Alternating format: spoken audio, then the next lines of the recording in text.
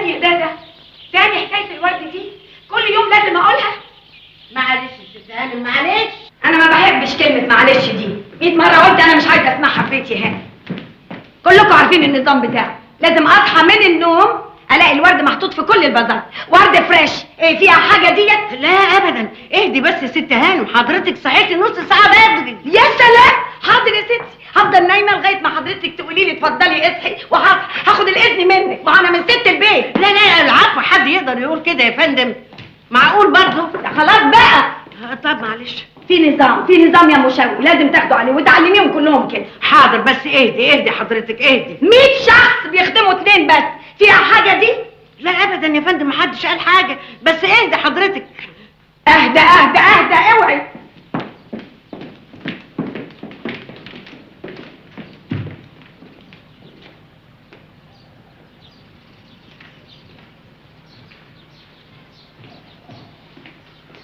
يا صباح الاشراق، ده ايه الجمال ده؟ ايه الحلاوه دي؟ تاني يا هشام تاني؟ ليه؟ تعالى بس يا جميل، ما تكشرش بقى وتضيع الحلاوه دي. اوعى، مش هتبوت ايدي ابدا وانت بالطريقه دي. وانت لابس ايه؟ زار ده؟ ايه الهلاهيل دي؟ زر؟ ده زر؟ طب وحياتك انت يا ماما، دي بيير كاردان اصلي. اخرس، بيير كاردان ما يعملش الحاجات البلدي دي. طب بذمتك مش بفكرك بابويا وانا لابس اللبس ده؟ مش ممكن. طب هاتي بوسه بقى. مفيش بوسه. بوسه بقى عشان اتكل على الله. ولد يا ولد، اخرس، مش معقول يا هشام ابدا. ايه يا ماما؟ بوسه يا ماما، صغننه قد كده اهو، خلي الشمس تفتح واعرف اشوف شغلي. بوسه بقى. كمان واحده من هنا. الله يا صباح الجمال.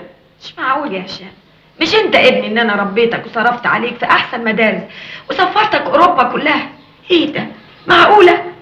انا بعترف ان انا ست فاشله. لا امك ست فاشله. لا، انا لا اسمح لك انك تقولي على امي ست فاشله. يا هشام، امي اعظم ست في الدنيا. وبعدين ممكن بقى نفطر دلوقتي عشان ورايا شغل في المغلق ومش عايزه اتاخر. اتفضل يا حبيبي. يلا بقى. سلام. استنى يا ولد، انت يا ولد، الولد ده خلاص باظ. يا ست هانم، الواد كبر، وعلى رأي المثل ان كبر ابنك خويه. ده اسم النبي حرص وصينه، ماسك مطرح ابوه وهو عيل صغير. سيبيه بقى يلبس اللي هو عايزه وياكل اللي هو عايزه، ربنا يخليهولك ويفرحك بيه. ابني باظ خالص، والبركه بقى في ابوه الله يرحمه، هو اللي دلعه. ياما قلت له، ياما نصحته، قلت له ما تاخدوش معاك، ما تاخدوش المغلق هناك، وما تخلوش يلعب مع اللي اقل منه. مفيش فايده، ودي النتيجه. ابني بقى المعلم هشام. وماله، معلم وسيد المعلمين. ارجوك يا مشاوي، اوعي تقولي الكلمه دي تاني. ابني بيه وهيفضل بيه. انا خايفه جدا يا اخي، حرام عليك، بالراحه شويه كده طبعا، بس المنزل تعال. يا ماما نزلوني بالراحه شويه يا اخي، يا ماما نزلوني. انا لازم انزل دلوقتي حالا، انزل بس اوريك. مش هنزلك يا ماما، نزلني دلوقتي يا ماما، انا خايفه التاني هرقع في الصوت والم عليك الناس تقول لك ازاي نزلني. يا ماما لو على السواقه دي اضمن ان بعد ما نتجوز مش هجيب لك عيال ابدا. كمان بتضحك. عمري ما شفت واحده خوافه زيك. انزلي. مش نازلها. ده انا ما رضيتش افطر في البيت علشان معدتي هفتانه لفطارك اللذيذ. مش هتاخد مني ولا لقمه، ها؟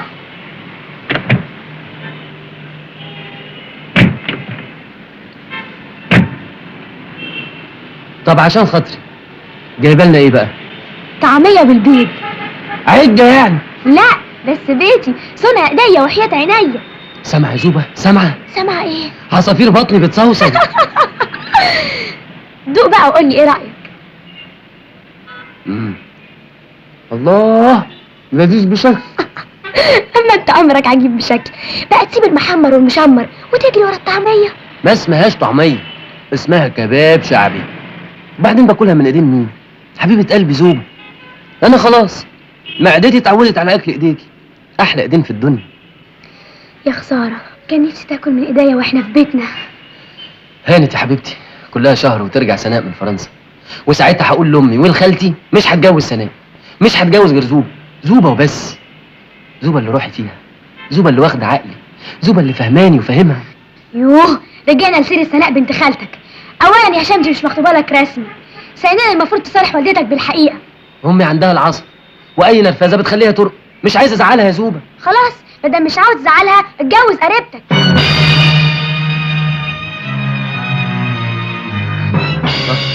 انت زعلتي ولا ايه؟ ابدا، كل شيء اسمه ونصيب. يا زوبه اللي صبرنا كام سنه مش هيخلينا نصبر شهر واحد كمان. يا هشام انت عارف كويس ان اقدر استناك العمر كله، لكن امي مش ساكته، ودول العشره اللي بينا ما كانتش خلتني اكلمك خالص. انت عارف كويس ان احنا ناس بلدي، واي كلمه ولا بصه من حد ممكن تجرحني. وانا لا يمكن اسمح لاي مخلوق يجرحك بكلمه. على كل حال انا ليا كلام تاني مع امك النهارده مش بكره. هتقول لها ايه؟ هفاجئك بحاجه مش على بالك. ها نكمل لقمتنا بقى؟ نكمل. طب اخد بوسه الاول. تاخد بوسه ولا ما تلمس راسها اللي بالحلال؟ طب هاخدها بالعافيه بقى. مهما تعمل ايه حاجه اوعى ايدك، اوعى ايدك يا زوبة. لو كده هتحصلني. طب اسمعي بس.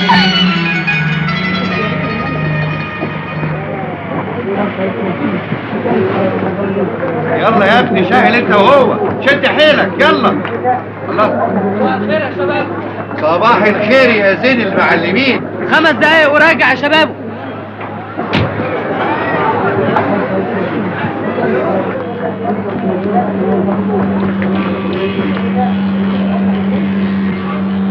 الهمة يا رجالة الهمة.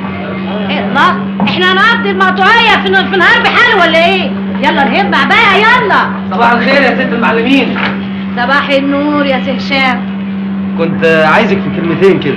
وانا كمان عايزاك. اتفضل يا ابني اتفضل.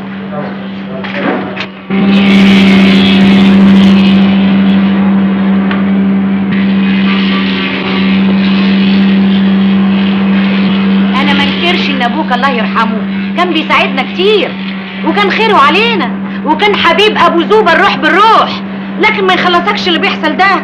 هو ايه اللي بيحصل؟ بصراحة يا ابني انت عامل بنت زي البيت الواقف، كل جدعان الحتة عايزينها وبعدين عشان خاطرك.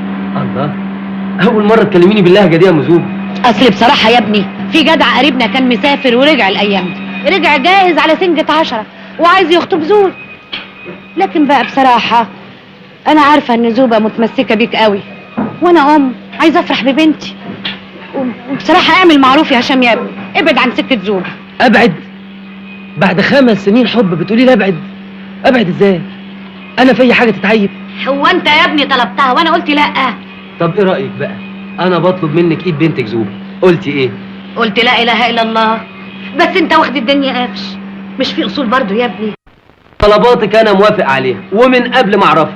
الحكاية مش حكاية طلبات، الاصول لازم تمشي. انت عايز زوبة اديها لك من عندي ومن عندي، بس الست والدتك تشرفنا وتطلب ايدها، هي دي الاصول يا ابني. ايوه بس يا ابني انا قلت لك على اللي فيها، انا بقيتك عن قريبنا، عايز اكتر من كده ايه؟ لكن يا حبيبي يا ابني انا عارفه ان والدتك شديده حبتين، بس انت ما يخلصكش ان الحته تجي في سيرتنا ويفكروا ان احنا طمعانين فيكوا وهنجوزك البت من ورا امك. ما يخلصكش يا هشام.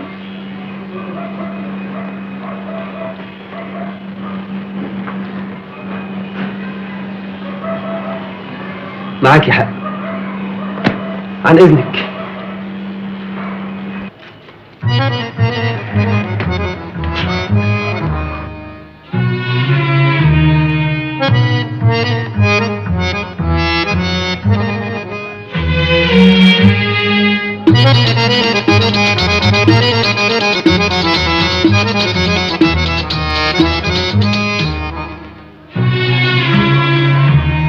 روق مزاجك، خد. مالك يا ابني كفالة الشر؟ زوبة هتضيع مني يا عم شبابه. هتضيع؟ ازاي؟ امها. وليه يا ابني؟ امها بتصعبها قوي. اذا كان على الفلوس انا ممكن انين دماغها. مش مسألة فلوس، دي عايزة والدتي تيجي تطلب ايد زوبة منها. ما هو ده الصح يا ابني. ما هي مش هتوافق. حاولت تسألها؟ جربت؟ دي بتكره الحارة ولا من الحارة، حتى جلابية المرحوم بتعمل لي موال لما البسها. خدها بالسياسة يا ابني، ما انت عارف انها صاحبة عيا. ما هو ده اللي معجزني، مش عايز ازعلها لا ترقد وتغلبني. الهانم ما حلتهاش في الدنيا غيرك، ومش معقول تقف قدام سعادتك. اتكل على الله يا ابني وفتحها في الموضوع. خايف عليها يا عم شباب. خايف عليها ولا خايف منها؟ بعرف احنن قلبها في حاجات كتير، بس الحكايه دي مش عارف نتيجتها. يا ابني خلي توكلك على الله. ونعم بالله. على كل حال نجرب. كملي يا مشاور. البت البيضة اهي وفي سكة سفر وشعرها طول كده، يبقى من غير الست سناء. اضحكي بقى اضحكي، ده انت فنجانك زي الفل وسكتك سالكة ان شاء الله.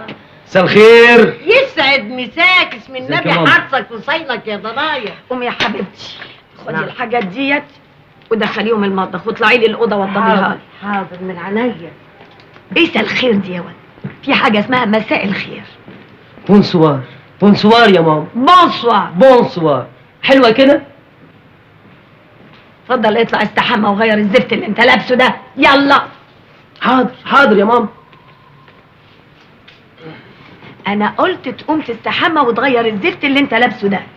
حاضر وحياتك يا ماما هاخد حمام واليف ورا وداني واحط كلونيا وابقى زي الفل. بس انا الاول عاوزك في كلمتين. مش هسمع يا لك. ماما يا ماما يا حياة قلبي خلاص بقى، هو احنا في مدرسة؟ عشان خاطري يا ماما عايزك في موضوع مهم وحياتي. ها وحياتي. عايز ايه يا ولد؟ صلي على النبي. الف صلاه عليه. كمان زيد النبي صلي. اللهم صل وسلم عليه. شوفي بقى يا ست الحبايب، انا ماليش في الدنيا غيرك. صح. صح، بس ممكن تخش في الموضوع؟ اخش في الموضوع. واللي يتعبك يتعبني، واللي يتعبني يتعبك. صح. صح، بس انا ما فيش حاجه تعبان. ها، هات من الاخر. اجيب من الاخر. هات من الاخر هشام. حاضر يا ماما حاضر. الحكايه يا ماما وباختصار ومن الاخر ان انا وسناء. معلش. طب هقول انا وسناء ما ننفعش لبعض. يعني ايه؟ يا ام هشام انا عايز واحده من توبي، انما بنت اختك دي خلاص بقت من الفرنجه. ايه ام هشام وايه من توبي وايه من الفرنجه؟ ايه يا ولد، انت متربي على رصيف؟ عليك نور، هو ده بقى الكلام.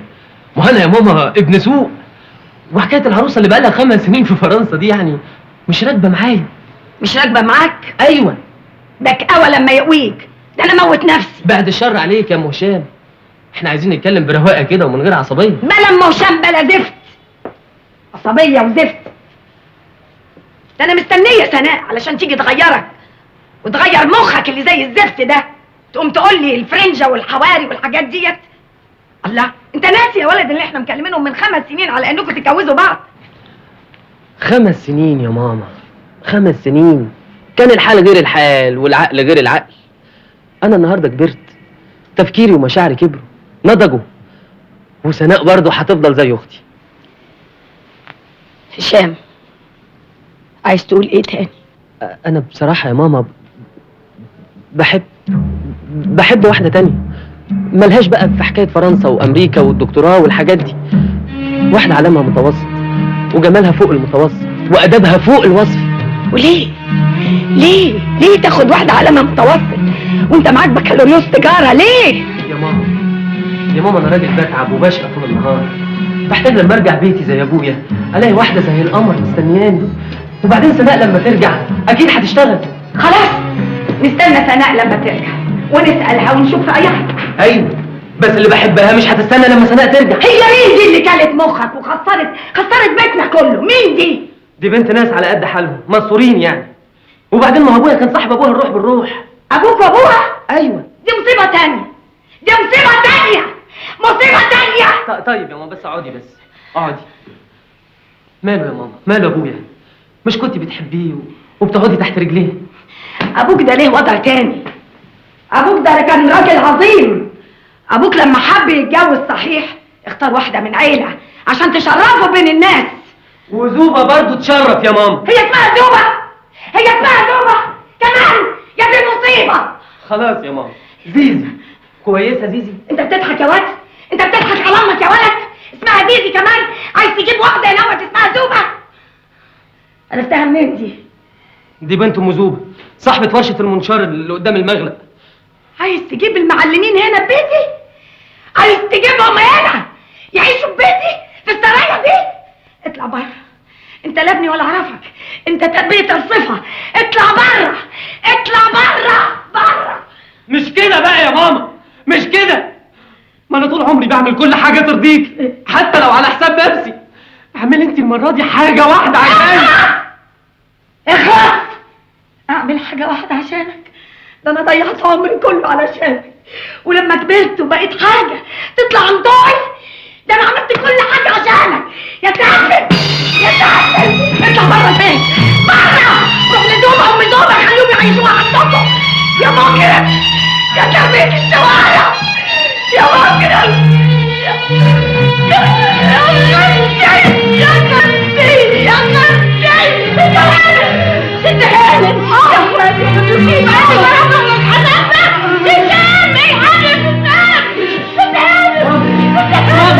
ماما مالك يا ماما؟ اطلبي دكتور بسرعه، اطلبي دكتور يا بابا. ماما مالك يا ماما؟ ممكن وبهدوء جدا تقولي لي سببه ايه المره دي؟ سببه ايه؟ حاجه اكبر من طاقتي. احنا قلنا ايه؟ احنا قلنا ناخد الامور ببساطه علشان خاطر صحتك. يا رب. هشام يا دكتور يسري، هشام هد كل اللي انا بنيته. هشام؟ مش ممكن هشام عارف ظروفك الصحيه كويس. هشام مش عارف مصلحته فين، ممكن يتجوزها غصب عني كمان، ده عنيد من يومه ابني وانا عارفاه، وممكن كمان يسيب البيت ويمشي. طيب من غير انفعال وبهدوء كده، ممكن تحكي لي ايه المشكله؟ ولا انت شايفه ان ده سر مش لازم اعرفه؟ وانت غريب يا دكتور، انت من العيله. خلاص، يبقى تحكي لي المشكله بالظبط عشان نعرف نحلها بهدوء وبالراحه. يا ابني يا حبيبي مش كده، استهدى بالله، دلوقتي الدكتور ينزل ويطمنا.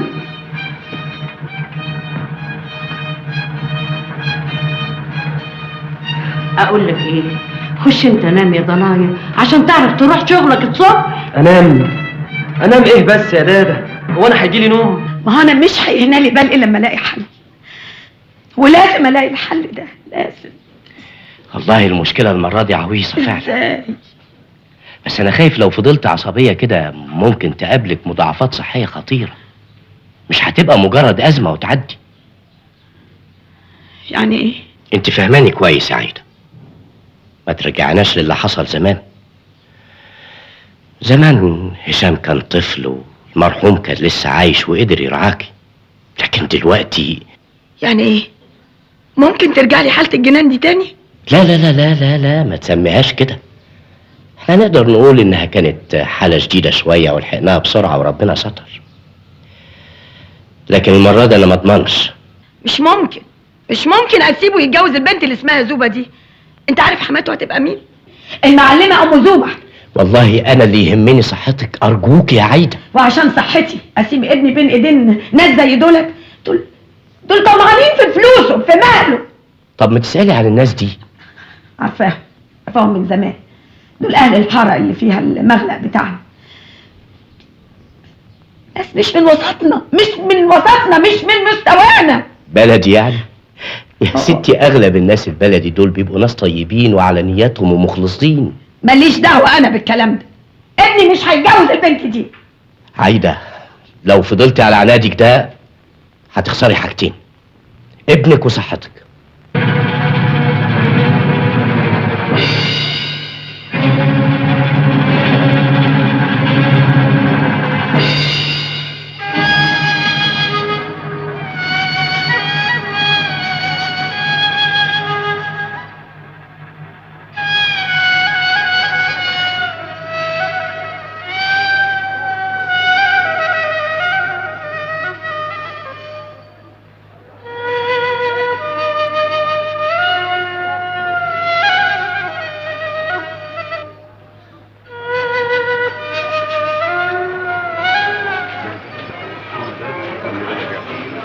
صباح الخير. اهلا يا معلمه. ازاي الست الوالده النهارده؟ والله ما اخبيش عليكي، الحل لا يسر عدو ولا حبيب. يا ساتر يا رب. كان لما يجيها الدور يغيب معاها يوم بالكتير، بس المره دي مش عارف، 4 ايام اهو ما قامتش من السرير، والنهارده قامت بس ايه، مسهمه ومبحلقه وما بتتكلمش، وان حد كلمها ما بتردش عليه. جبت لها حكيم؟ طبعا، دكتور يسري قريبنا، اكبر دكتور اعصاب في البلد وهو اللي بيعالجها من زمان، وهو بيعمل اللي يقدر عليه والباقي على الله. ونعم بالله. ان شاء الله بكره تخف وتبقى عالي العال. اسمع يا هشام، اوعى تفكر ان بسالك عن الست الوالده عشان خاطر زوبه، لا ابدا، ربنا يعلم ايه اللي في القلوب، وليك عهد عليا، زوبه دي انا وهبها لك انت، وهستنى كمان لغايه الست الوالده ما تقوم يا حبيبي. ما هو ده العشم برضه يا معلمه، ربنا ما يحرمنيش من حنيه قلبك.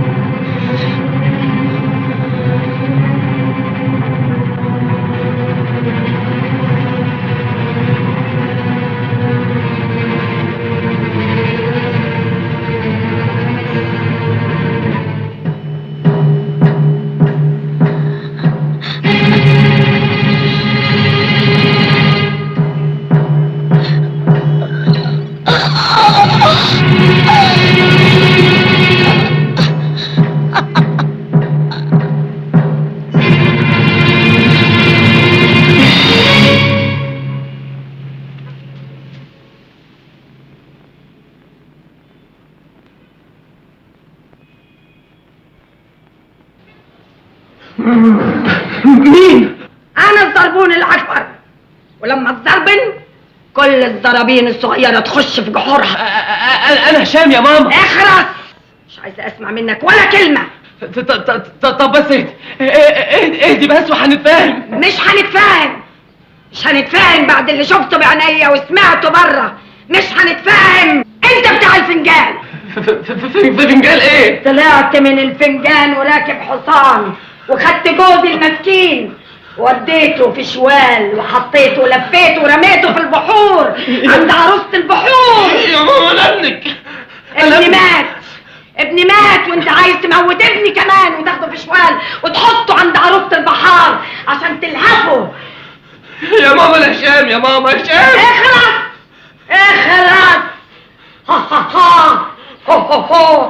ها يا دادا شاهد على روحك يا دادا. يا عم عبده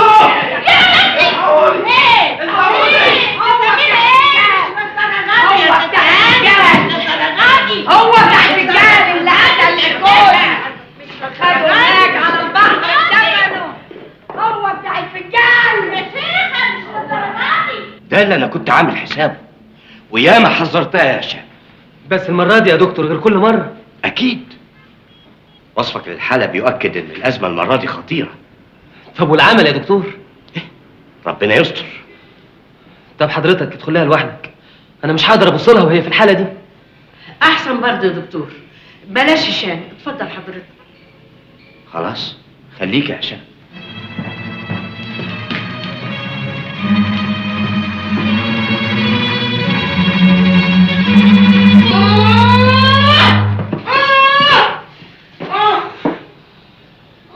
يا خبر، ايه ده؟ روح انت دلوقتي يا مصعب. بس ايه؟ يا ولاد الكهف، يا ولاد الكهف، اما حاربتكم اما موتكم كل واحد واولهم ابو شاف قليلة الادب. انا ايه تعمل كده فيا ايه؟ دي طبيعية خالص. فكني الاول بلا طبيعية بلا زفت الدراخة. انا مجنونة ورجعت لي حد الجنان تاني. استني عشان اعرف. فك، انا هوريكم يا قليلة الادب، انا مربياكوا على كده. اوعى، انا اضربك.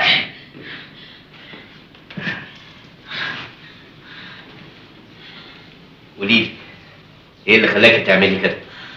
فيش حل غير كده، فيش حل غير كده. طول ما انا مجنونه بالطريقه ديت هشام عمره ما هيفكر يبص لوش البنت اللي اسمها زوبه ديت. طب وهتفضلي في التمثيليه دي لحد امتى؟ لغايه ما ترجع سناء، لغايه ما ترجع سناء من اوروبا، شهر واحد بس. لا يا عايده، ده مش حل، لان هشام ممكن يتمسك بالبنت اللي بيحبها حتى بعد رجوع سناء. لا يا حبيبي، انت عارف وشفت بعينيك كان بيحب سناء قد ايه، وانساها بالبنت اللي اسمها زوبه. هو جايز كان بيحبها بس دي سافرت من 3 سنين، والبعيد عن العين بعيد عن القلب. لا مفيش حاجه اسمها بعيد عن العين بعيد عن القلب. لما هترجع سناء هيرجع لسناء وينسى البنت برضه اللي اسمها زوبه، وانا عارفه كده، انا متاكده واثقه من كده. ده انا شايفه فنجان النهارده. ايه الكلام الفارغ والخرافات دي؟ وبعدين انا مش موافق انك تستمري في اللي بتعمليه. انا لا يمكن اتراجع عن اللي بعمله ابدا، وقدامك حل من الاتنين، يا اما تقول لابني ان انا مش مجنونه ويطيع مني وتكون السبب في تعاسي ومرضي، يا اما تقف وياي في كل اللي بعمله، وبكده تكون قدمت مساعده لمصلحه ابني ومصلحه قريبتك ومرضتك. لو طوعتك هبقى بخون شرف مهنتي. يعني بترفض؟ لو رفضت وهشام عرف انك بتمثلي عليه هتفقدي احترامه ليكي. يعني موافق ولا لا؟ افرضي وافقت وهشام راح استعان بدكتور تاني، هيبقى شكلي ايه قدامه لما يعرف الحقيقه؟ يا ناس ساعدوني شويه، ده انا في ورطه. انت مش حاسس بيا يا دكتور ولا ايه؟ ده ابني الوحيد اللي اترملت عليه طول حياتي. بستحلفك بإنسانيتك يا دكتور تقف جنبي تساعدني لمصلحة ابني. ده شهر واحد بس اللي طالباه منك. طب اديني فرصة اجرب طريقتي. اشخط فين؟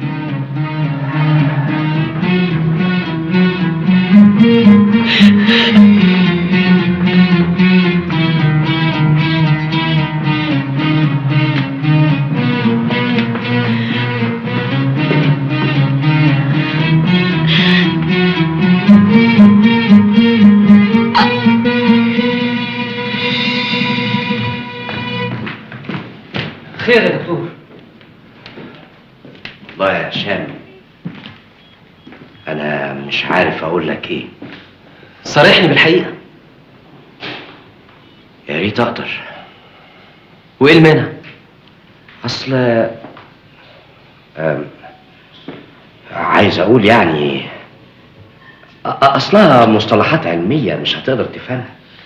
ريحني اعمل معروف. يظهر ان في حاجه عقلها رافضها وعلشان كده اتجننت. لا دي مجرد ازمه وتعدي. يعني هتخف؟ ان شاء الله هتخف ان شاء الله.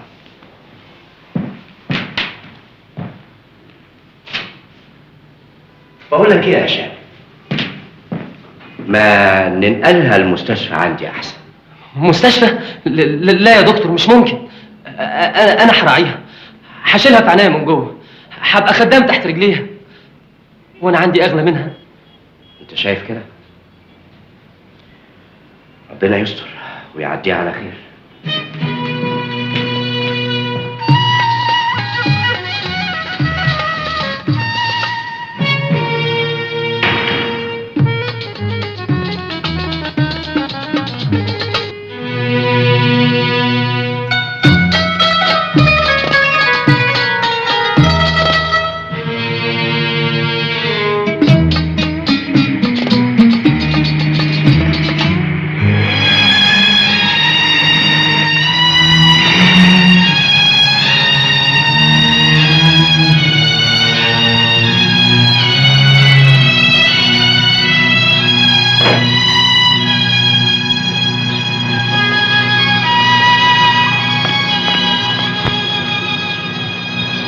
زوبة؟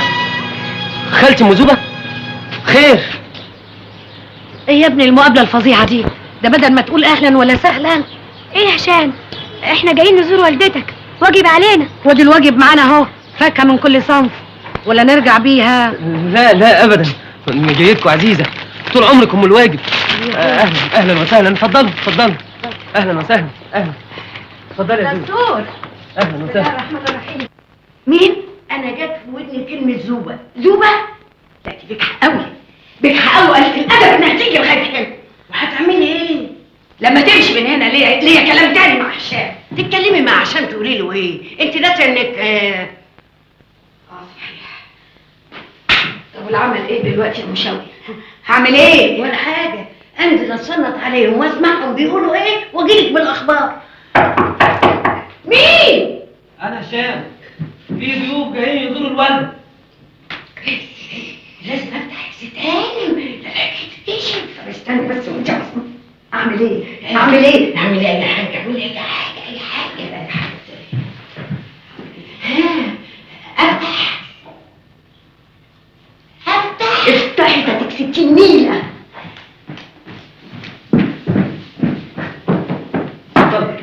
دستور. بسم الله ما شاء الله، بسم الله ما شاء الله. بسم الله الرحمن الرحيم. امال الست فين؟ يمكن تكون في الحمام يا نينا. لا مش في الحمام، دي كانت معايا هنا وانا بفتح لكم. هتكون راحت فين يعني يا دادا؟ مش عارفه يا ابني.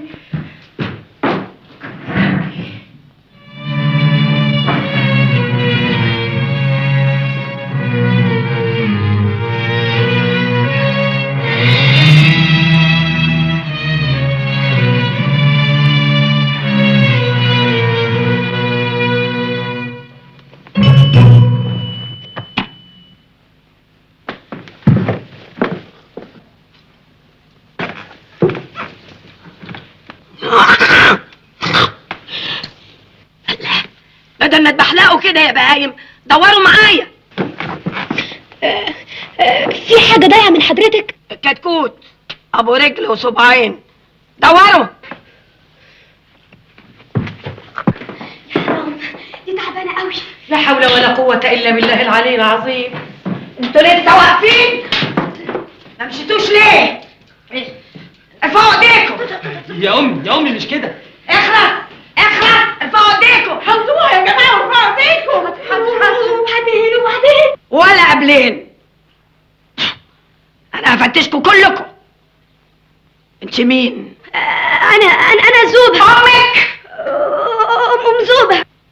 وانتي انتي الحرامية اللي سرقتي الكتكوت. اشفيها يا رب، اشفيها. اشفي مين؟ ما تتصرفي يا دادا. ما انا زيكم اهو. فين الكتكوت يا عصابة؟ بلاش البتاع اللي في ايدك دي، اعملي معروف. فتشيني. خرسي. خرست. ألفون. باعون قولوا. باعون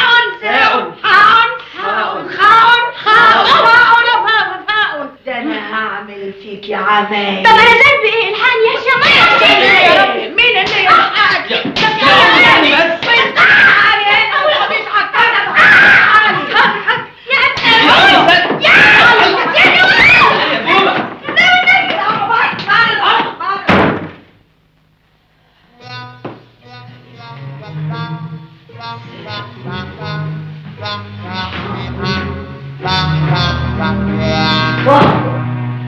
انت فاكره ان انا ما خطرش في بالي حاجه زي دي؟ انا فكرت اجيب لها دكتور تاني وتالت وعاشر، بس خفت من حاجه. حاجة ايه يا ابني؟ الدكتور قريبنا ده هو اللي بيعالجها من زمان، يعني من اول ما جات لها الازمه، وشار عليا انقلها عنده المستشفى، وطبعا رفضت. وده اللي خلاني اخاف اجيب لها دكاتره غيره، لا يجبروني ادخلها المستشفى، وهي هناك في حالتها دي هتتبهدل. فعلا دي مشكلة كبيرة قوي. اسمع يا هشام يا ابني، مش يمكن حد يكون عامل لها عمل. يا معلمه انت برضه بتصدقي الكلام ده؟ وما صدقش ليه يا ابني؟ الدنيا مليانه بلاوي.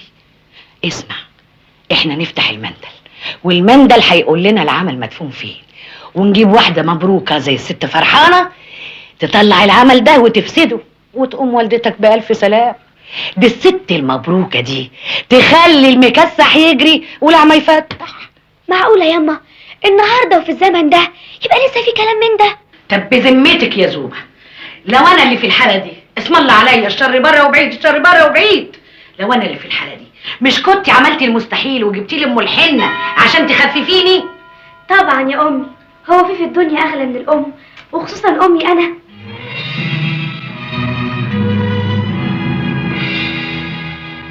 ساكت ليه يا هشام؟ ما تخش معانا يا ابني في الحديث. بفكر يا معلمه، انا برضه متعلم وكمان ابن سوق، اخليني في سكه الدكاتره ولا اصدق حكايه الشعوذه دي؟ رايك ايه يا زوبه؟ بصراحة أنا عين في الجنة وعين في النار. تقولي لي سمعتي أقول لك معجزات وتحير العقل، تقولي لي شفتي أقول لك عمري ما شفت. انتوا مكبرين المسألة كده ليه؟ ما هو انا لو جت رجلي في السكه دي مش هخلص. خليها عنك يا ابني، احنا نتصل بالست المبروك تفتح المندل وتطلع العمل، وتكاليفها كلها على حسابي انا. كلك شهامه يا معلمه، بس المساله مش مساله فلوس، الفلوس ما هي ب 60 داهيه. صح يا ابني، بس المهم امك تقوم بالسلامة. ايه رايك يا زوبه؟ أنا ما تسألنيش، أنا ما أعرفش، الرأي رأيك. يا ولاد نجرب وكله بإذن الله. وترايها فين الشيخه دي؟ محدش يعرف سكتها غير واحدة بس، البت سعدية الدلالة. مدد. مبروك يا ست. الله يبارك فيك روحي لها ست معاك. المبروكة. ايوه. كانش الواد بيشوف، الله يسعدها ويخليها، اتصلت بالاسياد وبقى يشوف الحمد لله. الف مبروك. الله يبارك فيك. اللي بعدها. خش يا ست. خش. اسمعي، لا تبص لها ولا ترد عليها. خش. خش واللي عليه الدور يجهز. مدد.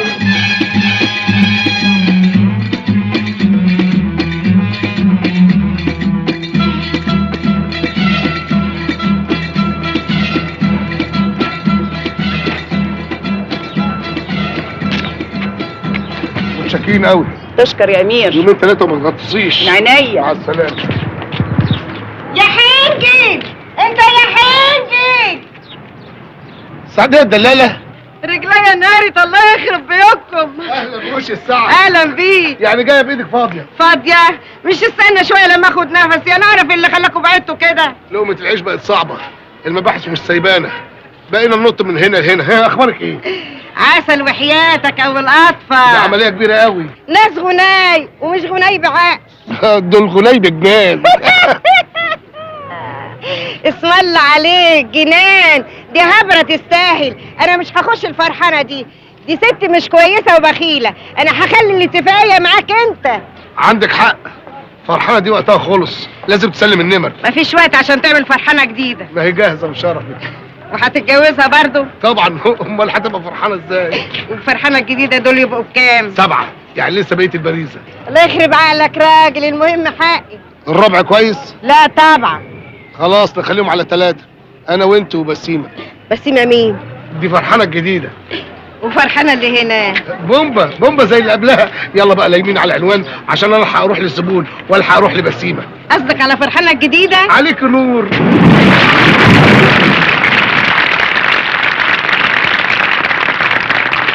أصلح عيني ما يطلع النبي. ويخرب بيتك يا اللي ما تقول يا عزيز. ويخرب بيتك يا اللي ما تقول يا عزيز. قالك ايه؟ قالك محمد نبي، عيسى نبي، وكل من اللي هنا بيصلي عليه.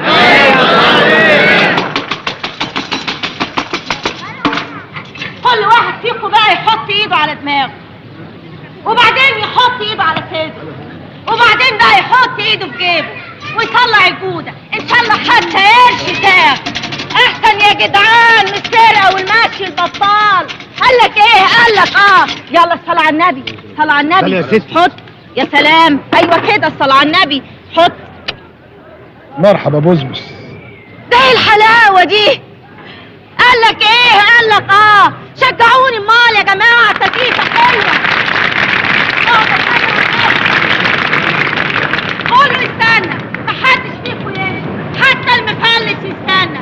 هفرحكم دلوقتي على التعابين. الهي يقرصك تعبان يا اللي ما تصلى على النبي.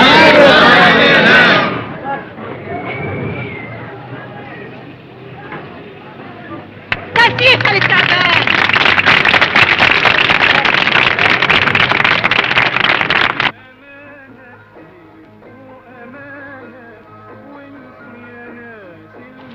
لكن انت بقى دايما عزوماتك يا اما فول يا اما طعميه يا اما كشري، اشمعنى بقى المره دي كباب؟ ايه ايدك طالت حاجه؟ سرقت بنك؟ طب واذا كان البنك ده مفتوح قدامي وبيقول لي اتفضل شيل حبي، هسرقه ليه لا مؤاخذه؟ دخوله بحمار. هي فزوره يعني. طب معناته ايه الكباب ده؟ اصلها اقدام واعتاب. انا لما حبيتك وفكرت ارتبط بيك واتجوزك، ربنا فتحها عليا من اوسع ابوابه. الصراحه بقى انا بعزك قوي يا حنجل، بس الشغلانه دي مش عجباني. الله، يعني عاجبك مرمطتك في الشوارع كده؟ بس على الاقل يا اخي باكل من عرق جبيني. بس اسمها في نظر الحكومه شحاته. يا سلام، وانت بقى في نظر الحكومه حرامي. غلط، الناس هي اللي بتجيلي، انا ما بروح لهاش، هي اللي عايزه كده. انت يا حبيبي بتستغفلهم. وافرضي القانون لا يحمي المغفلين. بقول لك ايه يا حنجل، فيها ايه كده لما تتوب؟ توابين، ايدي على كتفك. ازاي؟ قدامي عمليه سخنه سخنه قوي، نعملها سوا واتوب وستتك. ايه بعدها؟ قبلها، مش قبلها، اول ما اقبض العربون. كلام حلو يا حنجل، بس التنفيذ صعب. صعب عليك يا بوزبوز، انت حاول. ايوه دي صنعتي يا حنجل، لكن في صنعتك ما فهمش. كلها خفة يد ولعبة ذكاء، يعني كل الفرحانات اللي كانوا معايا كانوا يعرفوا حاجة، انا اللي بعلمهم. لكن قول لي بقى، ليه كل واحدة بتسميها فرحانة؟ عشان ما تكشروش في وشي. ايه الحلاوة دي؟ النبي شمي قبل ما تاكلي، شمي. ايه رأيك؟ الله اللهم صل على النبي. بقول لك يا حنجل، ايه؟ ما تجيب لنا كده مصورات يصورنا، يلقط لنا منظر يعني للذكرى واحنا مع القبائل. حلوة والله حلوة. انا هاكلك فراخ وكباب اشكال والوان، بس انت وافقي تعملي فرحانة. اهو بعد الاكله دي بقى مخي هيشتغل كويس قوي. اصل مش هقدر اروح اقابل هشام الا لما اعرف انك وافقتي انك تعملي فرحانة. هشام مين؟ الزبون صاحب العملية. الله، ايه الحلاوة دي؟ ايه الحلاوة دي؟ بقول لك ايه، روح قابل هشام على طول، قابله هوا. بسم الله الرحمن الرحيم. اللهم صل على النبي.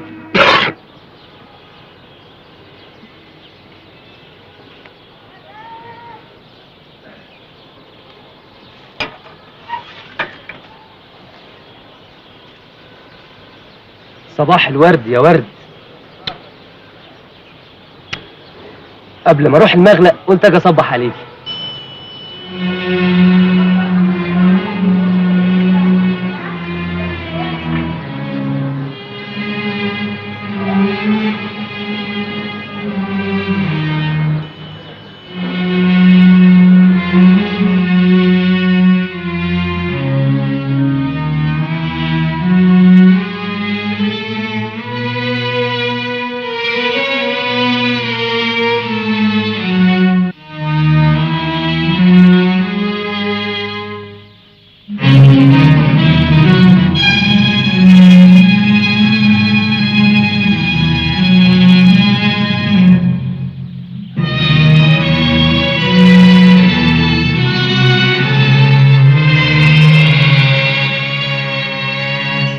طبعا اتفقنا، وهبطل عربون كمان.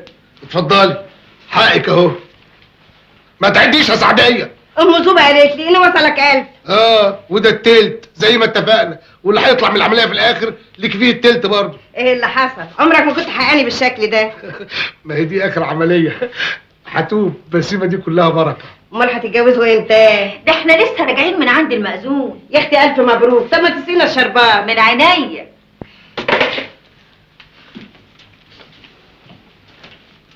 البنت دي باين عليها كويسه، هي دي اللي هتتوبك بجد يا حنجل. اتوب وارجع لكم وارجع اتوب تاني. هو اللي فيه ده يقدر يبطله؟ يمكن يجي الدور عليك يا سعدية. طفي من بقك يكفيني شرك. انا شر يخرب بيتك. دي انت معجون بيه، بس دمك خفيف. الا قول لي، لا. هتخش اوضه العمليات امتى؟ بعد 3 ايام. بتقدر تعلمها؟ الله، دي متعلمة جاهزة، دي بنت حنت، كلها شوية رتوش وتبقى على سنجة 10 بس. خلاص عشان جاي. الشربات يا خال. نشرب شربات عوضك مبروك مرة تانية. تعيش. يلا اربعة كلها كلها. سيب العرايس بقى. ما هماش ناقصين عوازل، فوتكم بعاد. الله يعافيكي بالسلامة. خلينا نشوف. من عينيا طول ما انت طبال، انا زمار وما نستغناش عن بعض ابدا.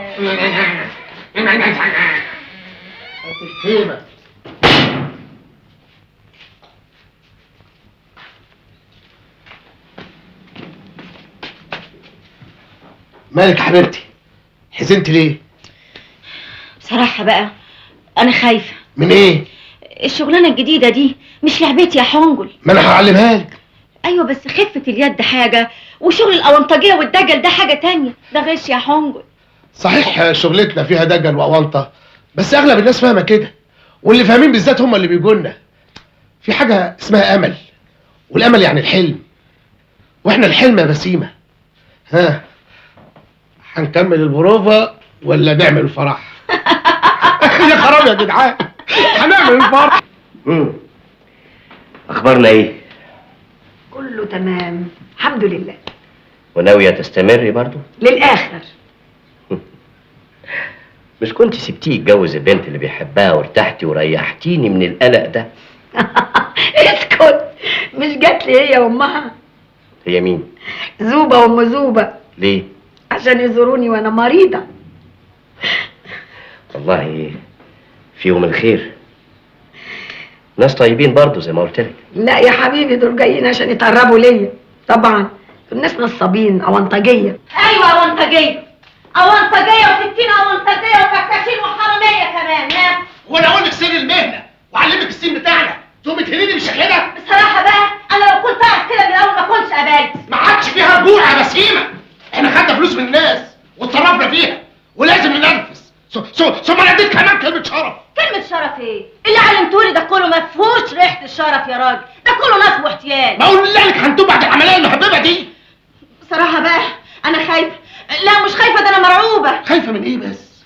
بصراحه بقى لو انكشفنا هندخل السجن. سجن ايه؟ شيل الاوهام دي من دماغك. سجن ايه؟ ده احنا بتوع الاسياد يا بنت. اسياد ايه يا جدع؟ دول ناس غنال غنال. بالعكس بقى، دول اسهل من اهل الريف.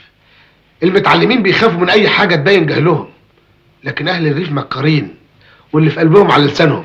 عشان كده بعمل لهم 1000 حساب. وبيني وبينك دول ودول بيخافوا من العفاريت، والعفاريت لعبتنا احنا. منك يا ابن البلسه. نكمل التمرين بقى، مفيش وقت. نخش على التنويم المغناطيسي. حفظته صم. طب والطبق والفوسفور؟ لا ما انت علمتها لي قبل كده 100 مره. بقول لك ايه، خلي بالك طويل. امال شغلانتنا دي عايزه الصبر. حاضر. عايز تعرف ايه تاني؟ الشوربه؟ لا دي سهله جدا. طيب ايه تاني؟ نطلع العمل المدفول ازاي؟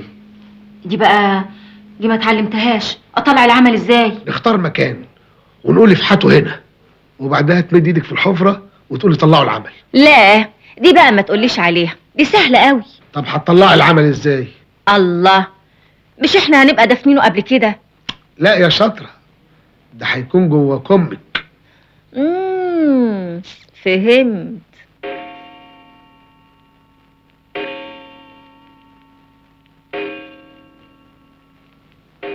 الساعة بقت 12، ما جوش لحد دلوقتي يا ام شوقي. هيجوا، ده من بقه. ده حتى كل الشغالين عارفين ان سكان القطين جايين النهارده. وانا ما اعرفش غير النهارده. ما انا ما كنتش متاكده. طب قولي لي احكي لي عنهم تاني. الاتنين دول يطلعوا ايه؟ فرحانه.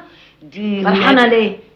لا اسمها فرحانه، دي منجمه وشاطره ومكشوف عنها الحجاب، وكل اهل المغربلين بيحلفوا ببركتها. يا دي المصيبه، يا دي المصيبه. الراجل اسمه حرنكل وده الوسيط بتاعها، ما تقدرش تستغنى عنه ابدا. اهو ده اللي انا ما كنتش عامله حسابه ابدا.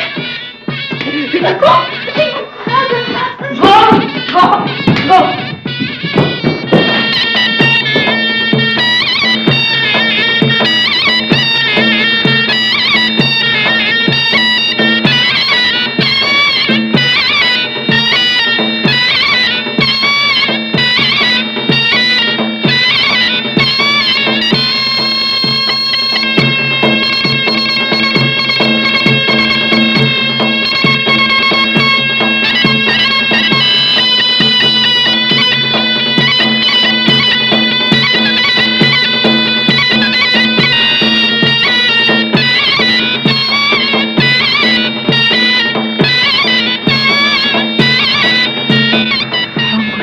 انا خايفه قوي يا حنبل، خايفه. اثبتي، العيون كلها علينا. يلا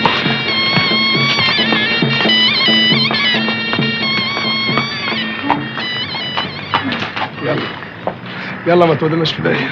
يلا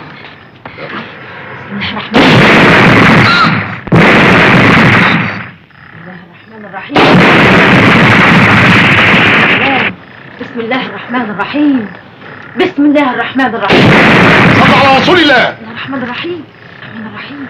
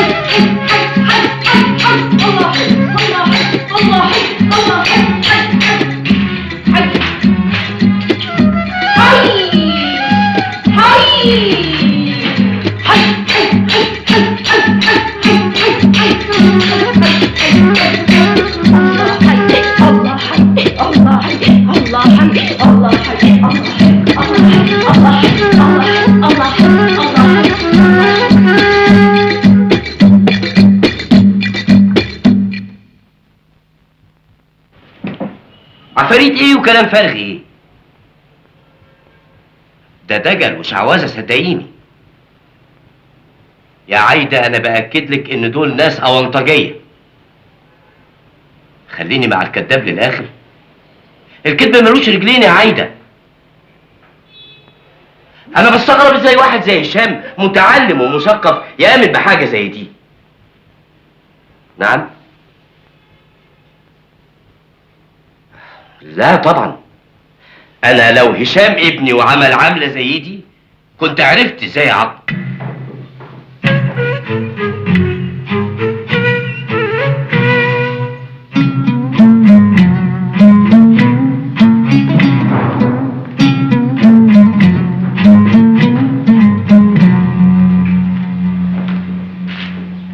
بندحرج المسا على اجدع مسا. ايه يا ماما؟ بندحرج المسا. ايه يا ماما؟ ارفع ايدك. ايه دي ليه يا ماما؟ نو لما يتنفخك ارفع ايدك. يا ماما افرد ايدك. واحد الثانية اثنين ثلاثة. يا دادا الحقوني. اعمل كده. ايه يا ماما؟ اعمل كده. ايه يا ماما؟ اعمل كده. اعمل كده. اعمل كده. خلاص. بره. يا دادا بره. جايالك جايالك. يا ماما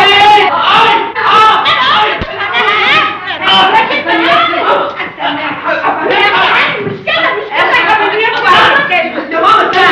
يا دادا الحقيقي يا دادا. طب معلش يا ماما. فين الكتكوت؟ كتكوت ايه؟ الله اكبر الله اكبر الله اكبر. الله اكبر. الله اكبر. الله اكبر. الله اكبر.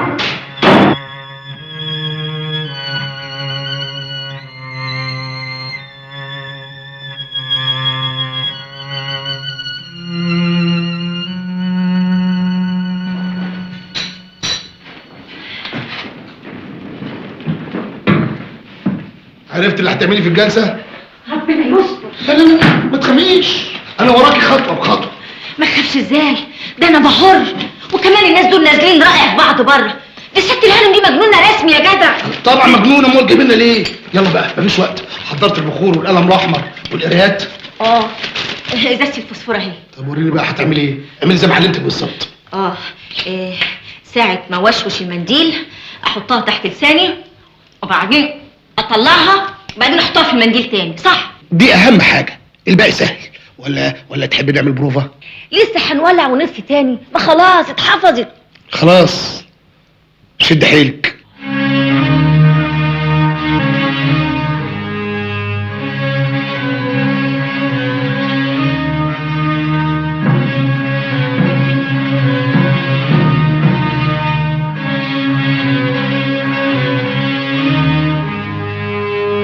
إن كنت نمت ورحت في سابع نومة وحرارتك عليت، سمعني شخيرك.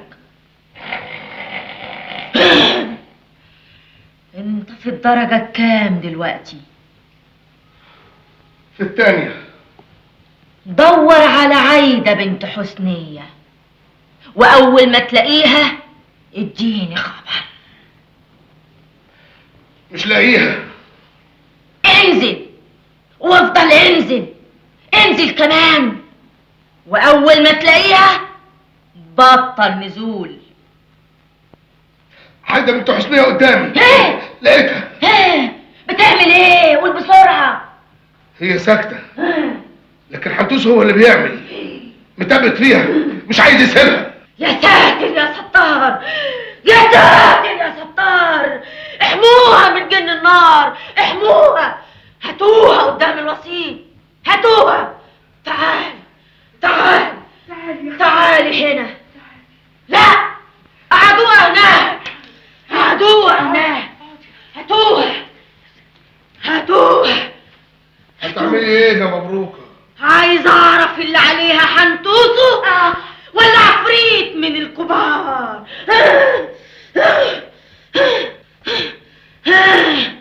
جبتوا القطر؟ ايوه القطر. ايوه اهو، ده منديل امي. خليه في ايدك.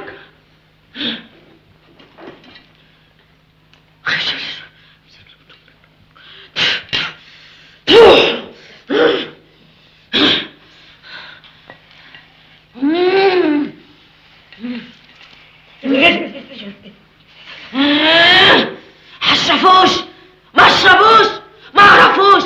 احضر يا ابن اللئام وتعال اوام واسمع الكلام، اسمع الكلام.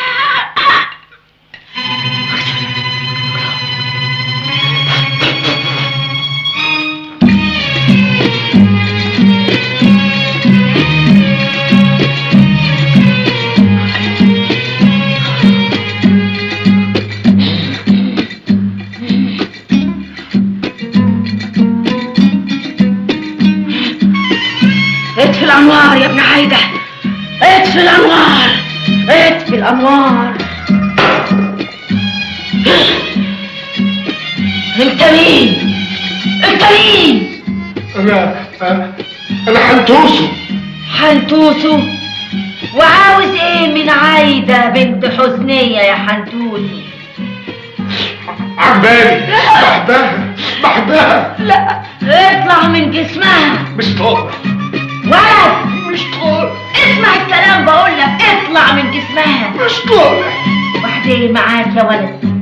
يعني مش عايز تسمع الكلام؟ طيب جبت انا بقى ليا تصرف تاني معاك. انصرفوا انصرفوا انصرفوا انصرفوا انصرفوا.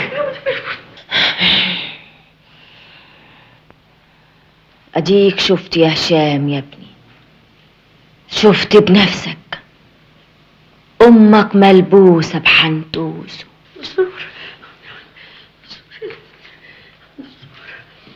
قومي يا حبيبتي معايا، قومي معايا. حنتوسو يا حبيبتي.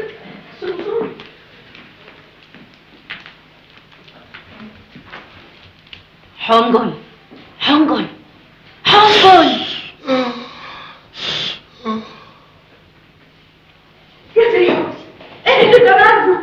دستور يا سيدي، دستور يا سيدي، دستور. سوسو حنتوسو، دستور يا سيدي. ده كلامنا خفيف ولطيف عليكم، ده كلامنا خفيف ولطيف عليكم. سوسو حنتوسو اطلع من جسمي يا ابن الكلب. لا اطلع. ما تشتميش ما تشتميش، سامحوها يا سيادي، سامحوها. السماح والرضا، السماح والرضا يا سيادي. دستور يا سيادي، دستور.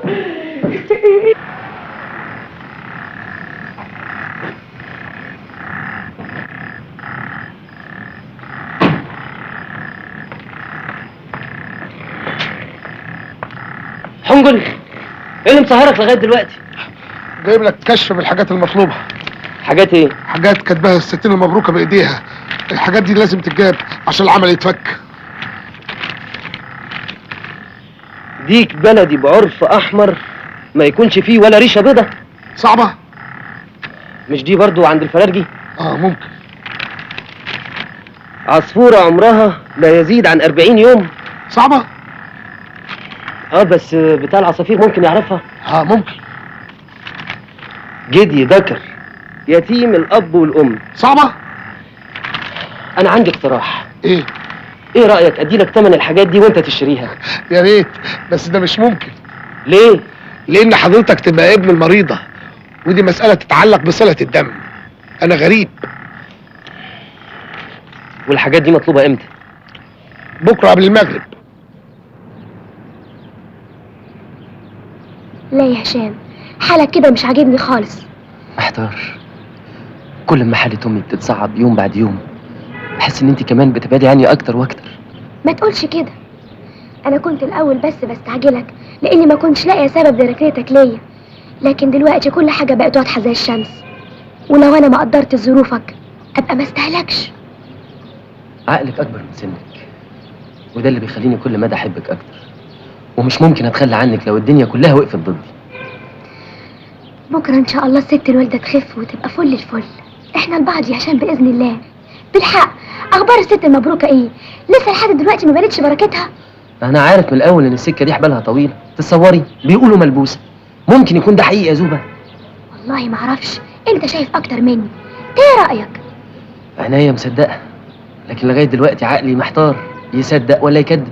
عموما خلينا معاهم لحد الاخر، يمكن. كمان ليهم طلبات غريبه جدا. ايه، طالبين فلوس تاني؟ ابدا، طالبين جدي وديك وعصفورة. ومش كده وبس، ده ليهم كمان مواصفات مخصوصة. يا سلام. وهيعملوا بيهم ايه؟ علمك. سوسو حنتوسو، هجيب لك شوكولاتة، اجيب لك مصاصة، تعال في حضني يا حبيبي. كمان شفت يا دكتور سوسو ايه من امبارح على الحادثة، معذورة، ما هي ملبوسة يا حبة عيني. بلاش كلام فارغ. نون يا صغنون يا صغنون، اجيب لك شوكولاتة يا خدي، اسمع الله يا حبيبتي يا حبيبي يا اسمعيني يا حنتوسو. للمرة الألف بأكد لك إن كل ده شعوذة وكذب. حنتوسو يا لطفتك يا حلاوتك يا هيفوق نفسك. يا صغنونة يا صغنونة عايدة يا صغنونة يا صغنونة، هجيب لك شوكولاتة عايدة يا صغنونة.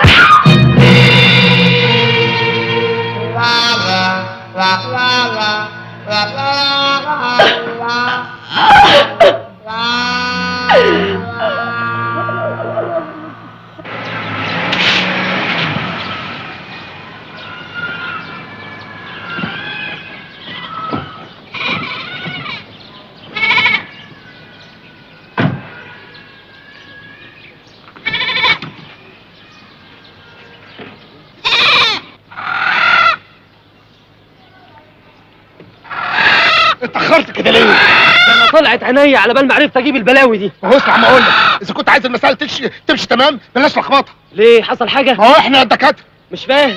الست والدتك جاي لها دكتور، جاي يعمل ايه هنا يا اخويا؟ ده لازم الدكتور يسري، ده قريبنا وزيارته عادية. الخوف لا يديها حقنه ولا دواء ولا حاجه، الحاجات دي لو وصلت للعفريت النونو اللي لابس والدتك لازم تحصل عكوسات. تفتكر؟ مش العيال الصغيرين بيخافوا ياخدوا الدواء؟ صحيح. يبقى اتصرف وزعه، يديها حقنه تيجي في الواد العفريت نتعفرت كلنا. وبعدين يا مشاهد، انا تعبت زهقت خلاص من الحاجات دي، قرفت بعد ما مشيت المشوار ده كله. ما هي الست المبروكه دي والعفاريت اللي بتعملهم ما كنتش عامله حسابي عليهم خالص، مع ان الدكتور يسري قايل لي ان ده كل ده دجل، بس انا بقول لا، انا شايفه بعينيا دول، شايفاهم وهي بتحضر. ممكن ده يكونش البت زوبه واهلها هم اللي عاملين لك عمل؟ لك عمل لما ياخدك عمل ايه؟ هي عرفت اسم ماما؟ طبعا ما تعرفش اسم امي، فعشان كده مش ممكن تعملي عمل، مش ممكن ابدا، جننتي. ده بيان وشام، اتجنني اتجنني الجنه ما يركبت.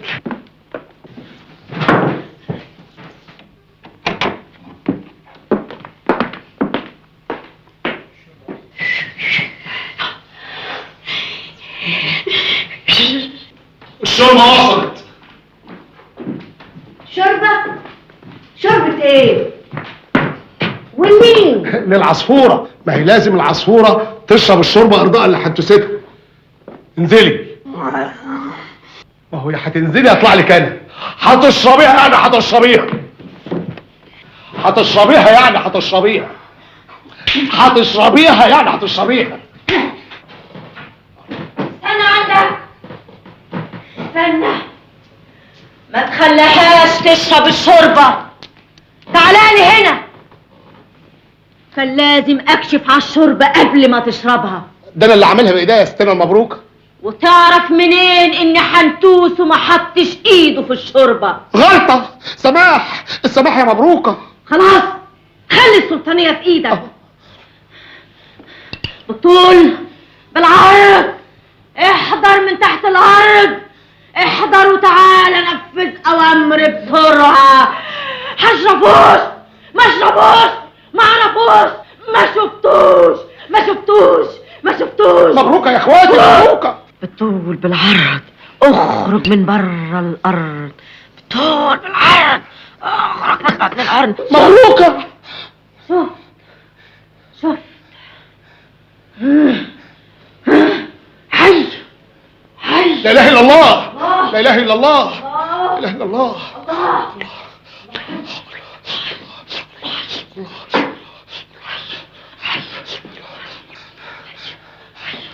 مبروك. حي. الله هشربوش ما تشربوش هشربوش ما تشربوش هشربوش. مبروك مبروك يا اخويا مبروك. مين؟ افتح انا حنجل.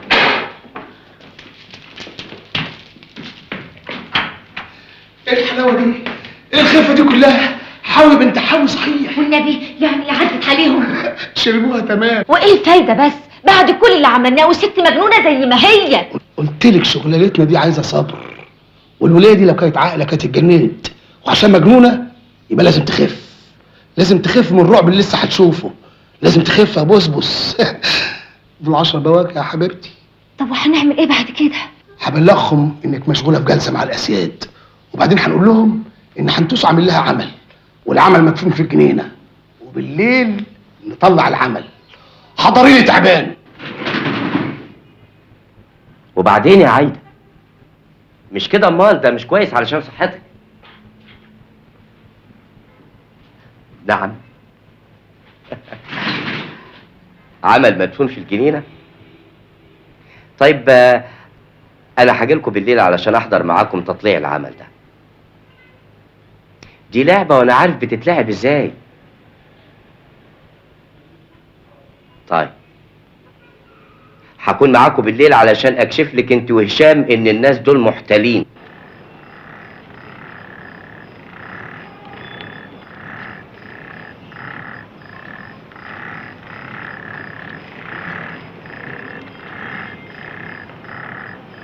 ايه وقفت ليه؟ هنا العمل، هنا مدفون، هنا افحتوا هنا. حنجل حنجل اصحى اصحى.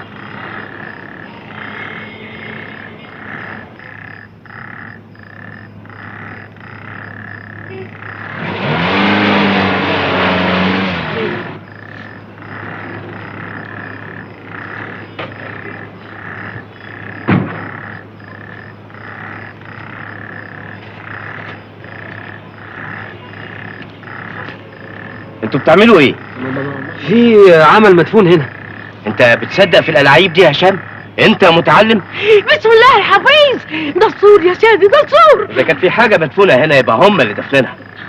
اوعى انت يا هشام، خد بالك من الاثنين دول هيهربوا.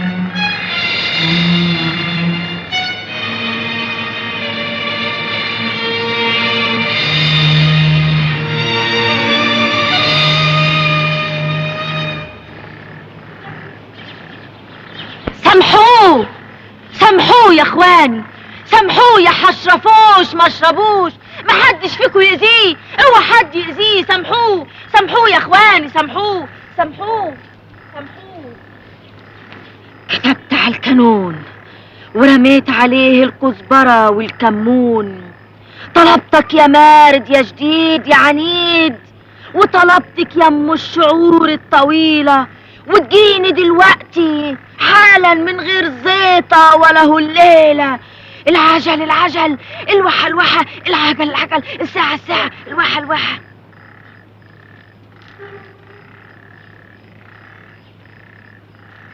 تعالي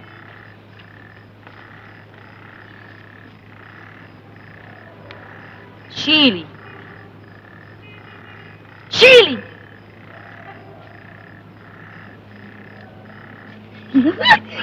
شيلي ما تيجي.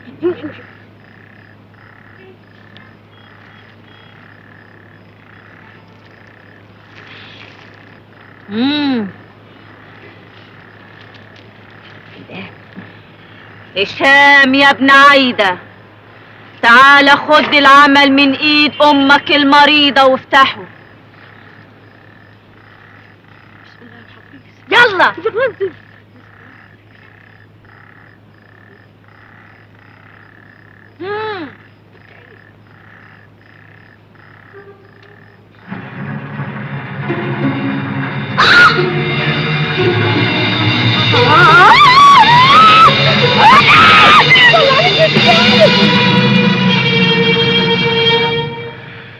خدعة، لعبة من ألعاب الحوار. بس مش معنى إنهم كسبوا جولة إنهم هيكسبوا كل الجولات. ده تحدي بقى. ليكن، بس هتشوفهم ولازم هتشوفهم. انا بقى يا يسري تعبت. تعبت قوي من الموضوع ده، وحاسه ان انا بتخنق بموت. اذا كان هشام مش عارف مصلحته يتفضل يروح يتجوز الزفته اللي اسمها زوبه ديت، هو حر. عايده، توترك ده ضد صحتك وضد مصلحتك ومصلحه ابنك.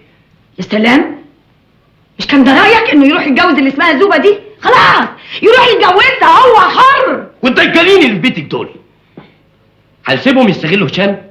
مش كفايه قدروا يقنعوكي بدجالهم؟ انا عارفه انك بتسعى لايه، عشان تخرج الست اللي اسمها مبروكه ديت والناس اللي وياها، علشان اهانوك في علمك وطعنوك في كرامتك. تحبي نقول لهشام على الحقيقه؟ لا، ده تهديد بقى. انت تفضلي انك تبقي تحت رحمه النصابين دول؟ تاني نصابين، تاني وتالت ورابع وخامس، وهخليك انت اللي تكشفيهم. انا؟ ايوه. ازاي؟ تنفذي اللي هقولك عليه. البنت دي هتتكشف وهي اللي هتكشف زميلها. طوعيني يا عايده، طوعيني. ابعادهم عن البيت هيديكي فرصه للراحه، وهيخليكي تمشي في خطتك لحد ما ترجع سناء. على فكره بقى، ده مش تحدي بس، لا، الموضوع دلوقتي بقى بالنسبه لي حاجه شخصيه جدا. ساعديني في القضاء عليهم، اساعدك في الوصول لهدفك.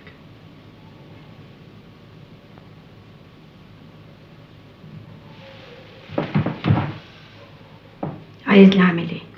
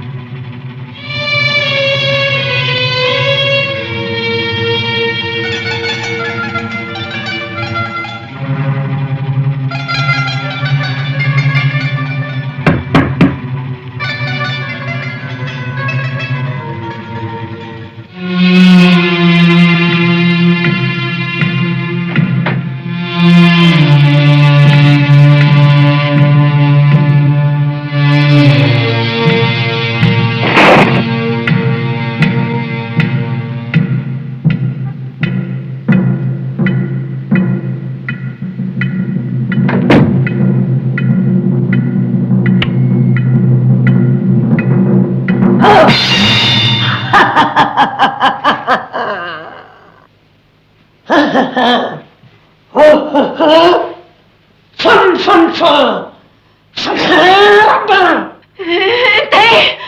انت مين؟ انت مين؟ انا شمروخ ابن بطروخ. ازاي ما عرفتنيش لحد دلوقتي يا ست العارفين؟ بسم الله الرحمن الرحيم، بسم الله الرحمن الرحيم. اعوذ بالله من كل شيطان رجيم.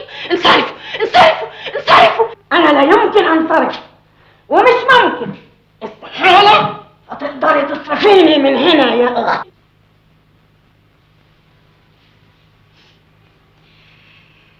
وعاوز ايه بقى يا سي بطروخ؟ ايه الغباء ده؟ قلت لك انا شمروخ، ابويا هو اللي بطروخ، ابن البطاريخ المبطرخ. ابوك بطروخ وامك حوت. طلباتك تقري وتعترفي. اقر واعترف بايه؟ بانك دجاله وأونطجيه، ولازم كلهم يعرفوا كده، والا هسفخ بيك الارض. طب اهدى بس امال، وانا دلوقتي هثبت لك مين اللي غلطان. هتثبتيني؟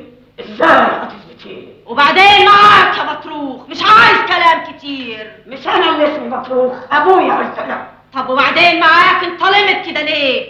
انا دلوقتي هعزم تعزيمه. ومين اللي هيرقص؟ دلوقتي هنشوف مين اللي هيرقص.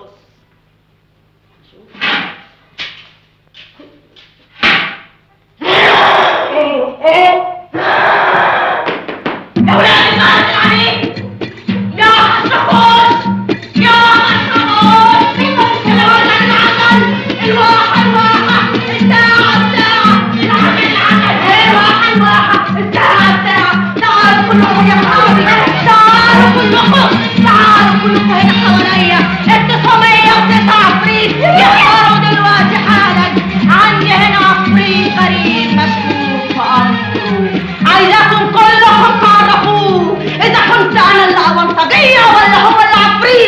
لبة.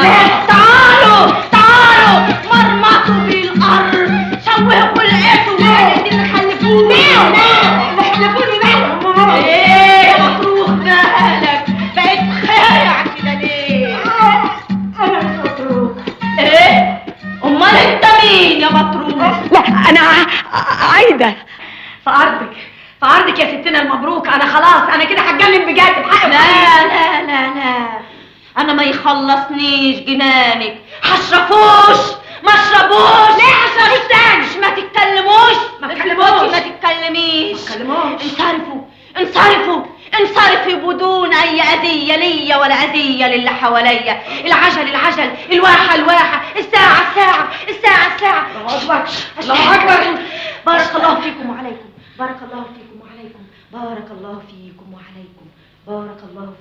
احمدك يا رب.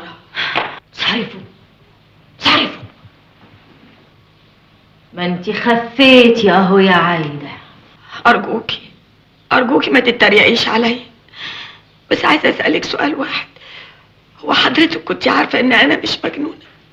طبعا عارفه، لكن كان في قدامي مهمه صعبه لازم اخلصها الاول. ايه هي يا ستنا المبروكه؟ الفيلا مسكونه يا عايده. ليه مسكونه؟ من امتى؟ من ساعه انا ما جيت هنا كلهم جم ورايا لغايه هنا، وعرفت منهم انك بتلعبي لعبه عليا، وعملنا اجتماع علشان تيجي لغايه هنا وتعترفي لي. انا هعترف لك. ما انا هقول. ما انا اتنيلت اهو. انا هقول لك. قولي. هو مين؟ هو عارفاه الدكتور اللي بيزورك هنا. انا كان ممكن اذيه لكن غلبان. لكن اي حد يشور عليك باي حاجه تيجي تقولي لي انا على طول. طبعا فاهمه. امال انا مش فاهمه؟ ما تعمليش اي حاجه غير لما تقولي لي وتنفذي اوامري. ليه تصعقيني؟ حرام عليكي. انا هنفذ، بس في طلب صغير عند حضرتك ممكن اقوله لك. قولي. انك تخلصي ابني من زوبه وام زوبه، وكمان لانها هي طمعانه في فلوسه. ايوه طمعانه بماله. اساليني انا يا ستنا المبروكه. وفي طلب تاني صغير خالص. قولي. تفهمي اللي في البيت هنا ان انا كنت مجنونه بحقي وحقيقي، وحضرتك اللي خففتيني. ولو كنت عايزاني اعمل لك هعملها، وهديك اللي انت عايزاه. روحي اوضتك دلوقتي يا عايده، وكله بامر الله. معلش. استغفر الله. خليكي لنا يا اختي. خليكي لنا. روحي. انا رايحه. روحي. روحي للشغل. روحي على مهلك. انا على مهلك. وهي عيب. خدي. ربنا يخليكي. أرفع. سلام. يا ولاد الجنيه، كل ده يطلع منهم؟ وبعدين الراجل ده باين عليه مش ناوي يجيبها لبر. يضرب دماغه في الحيط، كل ما يعمل حاجه تيجي لصالحه. طب دلوقتي بقى هنعمل ايه؟ ما ينفعش نقول للشام ان امه مش مجنونه، لازم نعمل حاجه يعرف بيها ان احنا اللي شايفين امه بالجنان. وبعد كده نقبض المعلوم.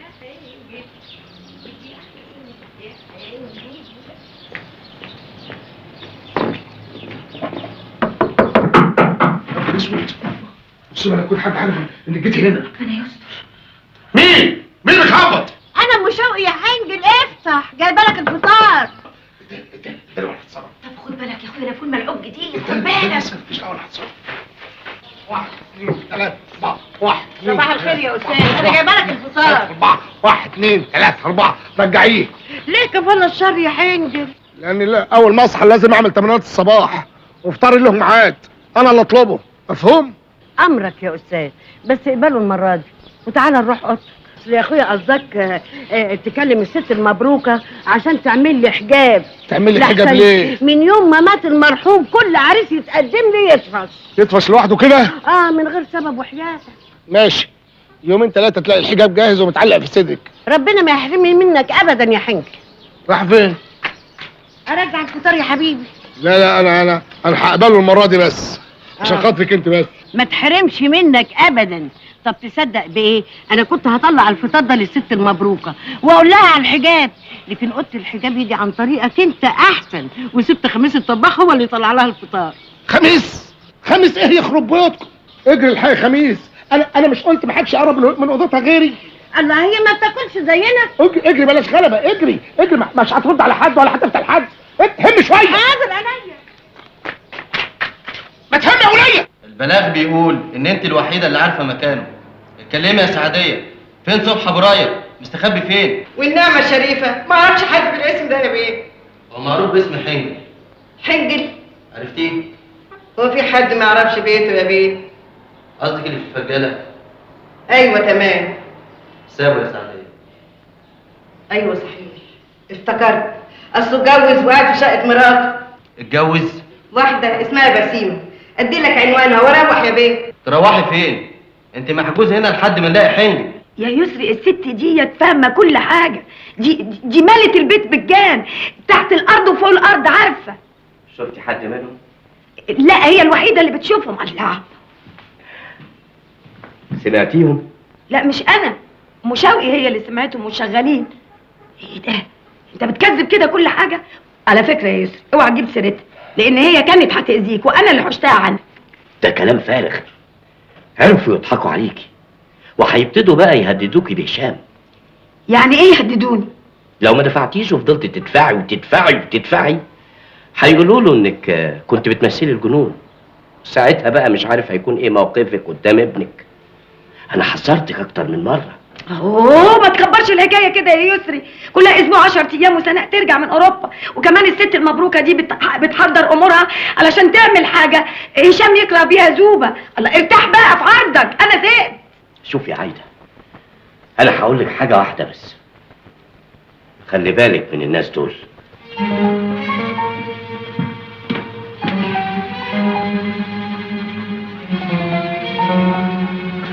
طب بس اقعد يا دكتور ونتفاهم. نتفاهم فيه؟ ده موضوع منتهي. انت لازم تطلب لهم البوليس حالا. طب قول لي بس ايه ظهر منهم وحش، وانا قبل ما اطلب لهم البوليس اخليهم ياكلوا حته علقه ما كلهاش حرام يتقفش.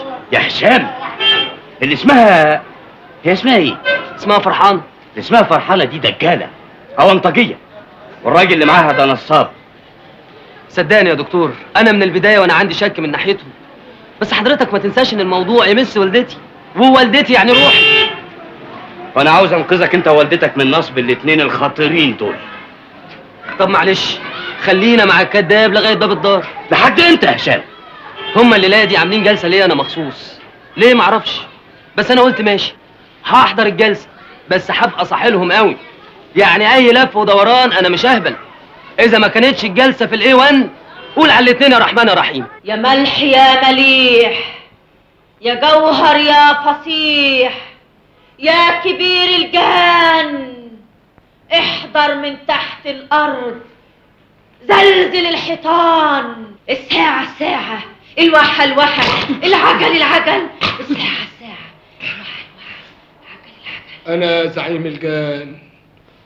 طلباني ليه يا ستنا؟ علشان سبق وقلت لك تشوف لي علاج لعايدة بنت حسنية. انت طلبت ان اشيل من جسمها الواد حنتوسه، وانا نفذت طلبك، ودلوقتي هي من غير حنتوسه. انا عايزة اخر كلام. السبب من عندكم، من فوق الارض.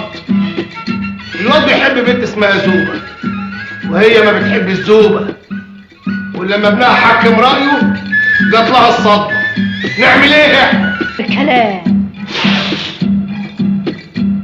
الحل في ايدين هشام. يسيب زوبه امه تخف. متشكرة أوي يا زعيم الجان. انصرف انصرف انصرف. حنجل فوق وارجع لنفسك. حنجل. انا فين؟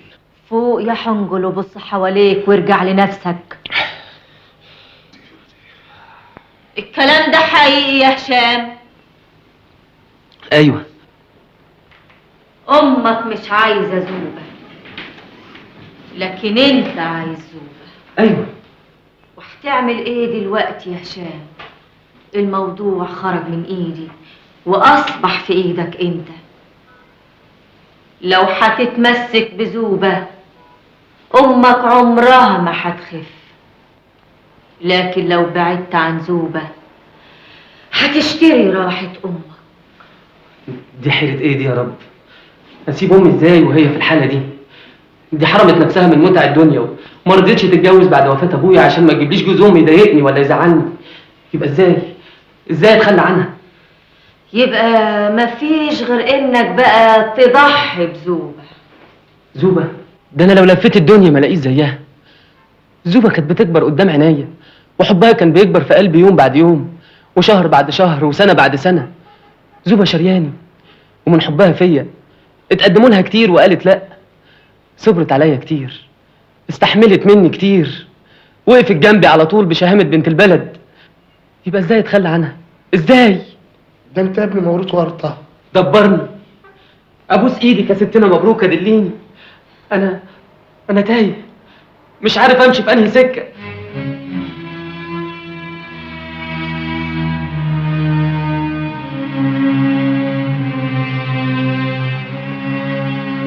طب اتكل على الله، انت روح اوضتك تستريح شويه وسيب ستنا المبروكه تعمل اللازم. حب على ايديها ما تاخدش. استغفر الله استغفر الله استغفر الله. بالشفا ان شاء الله، ان شاء الله هتشفى.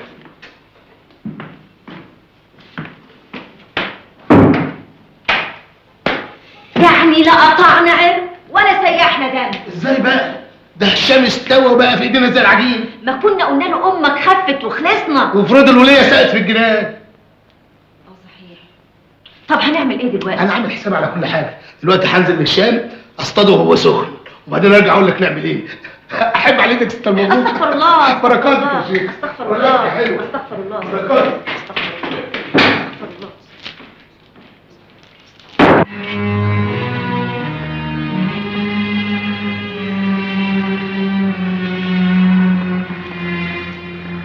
ما تتضايقش، في حل. الحقني بيه. يعني نسيبنا من اهل تحت، خلينا مع اهل فوق، مع البني ادمين. احنا اللي نقدر نحلها. طب نحلها ازاي؟ انا هطلب من ستنا الشيخ تساعدنا. بيني وبينك انت صعبت عليها خالص. انا من ايدك دي لايدك دي. يبقى تعمل اللي هقول لك عليه. انا تحت امرك. شوف، مفيش وقت، ما عادش في وقت. سخن في سخن كده، من بكره الصبح تعمل الاتي. واخدني على مشمي كده، مش تقولي رايحين فين؟ مش هكدب عليكي، رايحين الفيلا. الفيلا؟ عاوزني اعمل ايه هناك؟ انا كمان مش عارف، دي اوامر الست المبروكه. مبروكه؟ طلبان انا؟ طب ليه؟ ما هو ده اللي انا مش عارفه، عشان كده جايبك في السر. لو امك عرفت بعد اللي حصل المره اللي فاتت من امي ما كانتش هتوافق. يعني مش هروح اقابل ست والدتك؟ لا، رايحه تقابلي الست المبروكه.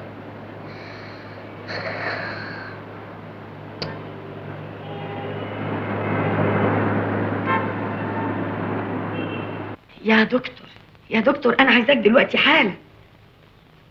لا مفيش مشكله، لا مفيش مشكله ولا اي حاجه، بس انا عايزاك دلوقتي حالا. عايزه اغير فكرتك عن اللي اسمها فرحانه واللي اسمه حنجل ده. ايوه، لا الظاهر هما كويسين جدا، بس لما تيجي وتشوف انا حاسه كده في حاجه انها هتبعد زوبه عن ابني، هتبعدها عن حياتنا خالص. صدقني انا بتكلم بجد. انا عايزاك يا دكتور عشان خاطري، ما هو لازم تحضر الجلسه دي. تعالي يا زوبة، تعالي. هتستني جوه شويه، ها؟ دقايق واحكي لك المبروك. اما اشوف هي اخرتها معاك.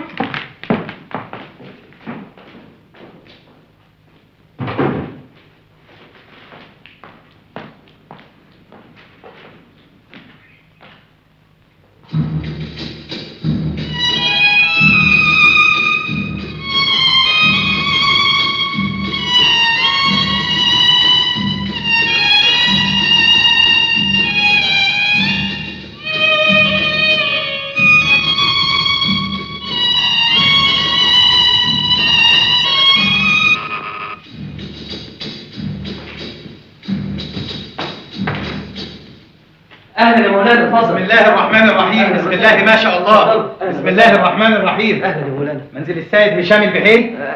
ايوه يا استاذ. قران مبارك ان شاء الله. الله يخليك يا مولانا.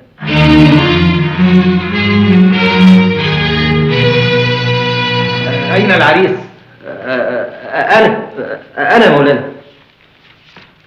الاسم ان شاء الله. هشام السيد البحيري. واسم العروس؟ زوبة، قصدي زينب احمد حسين. واين وكيل العروس؟ هي وكيلة نفسها يا استاذ.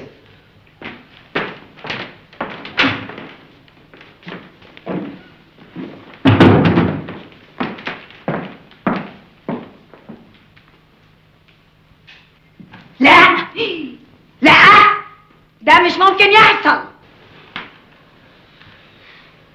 هشام انا مش فاهمه حاجه. اخرسي.